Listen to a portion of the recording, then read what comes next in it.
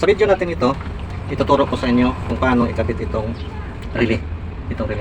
Ang relay may 5 siyang wire. 1, 2, 3, 4 at 5 yung pang-5 yung nasa gitna. Itong isa ay positive. Positive ito sa kanyang winding, sa kanyang coil dito. Ang kanyang opposite, itong negative. Dahil mag-opposite talaga yung positive negative. Tapos itong dalawa nito, kahit saan ang positive at source. Itong dalawa, walang positive negative ito. Mag-aaway ito kapag ilagay mo sa positive, tapos ilagay mo dito sa negative, yung isa. Itong isa ay positive, itong isa ay papunta sa ating load, sa ating ilaw. At ito namang isa ay auxiliary ito. Pwede itong hindi natin gamitin. Ganyan lang siya. Ngayon, paano ba siya ikabit? Dahil ito ay negative, so lagyan natin siya ng negative. Ito na nakakabit na put body sa sasakyan.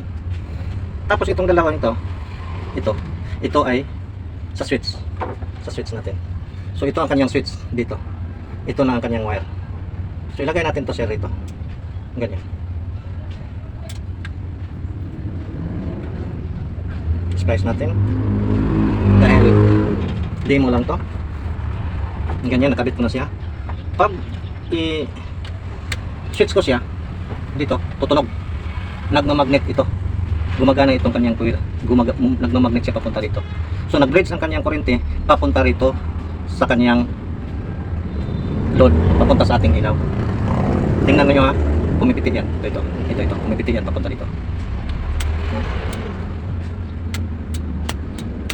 So ngayon, ito kailangan natin ng positive. At ito naman ay papunta sa ating ilaw. Binalik ko na. So lagyan natin siya ng linya. So positive line na to.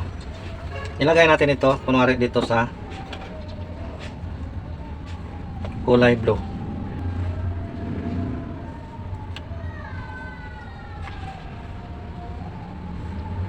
Maliwanag ano?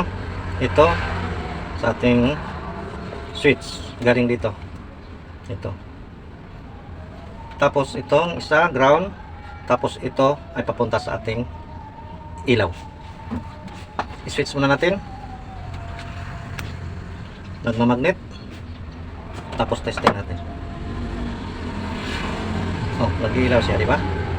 So kung i-off ko, wala. Pag i-switch ko, nag-ilaw siya. So ganito lang ang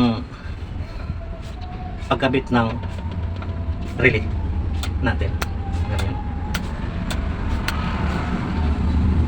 So maraming salamat. Ito lang ang ating video ngayon. At sana natutunan niyo kung paano ito ikabit ang relay. Ano bang itong relay? Makadagdag ba sa voltahe sa ating ilaw? Ang sagot ay hindi. 12 volts pa rin siya.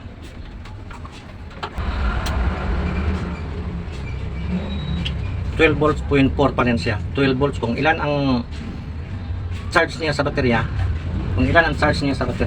Ganon pa rin ang lumabas dito sa kanyang relay na to.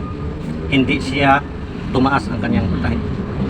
So maraming salamat. Sana natutunan nyo ang video na to. Huwag nyo kalimutan sa pag-support kung nagustuhan nyo ang video nito, kung mayroon kayong natutunan nito.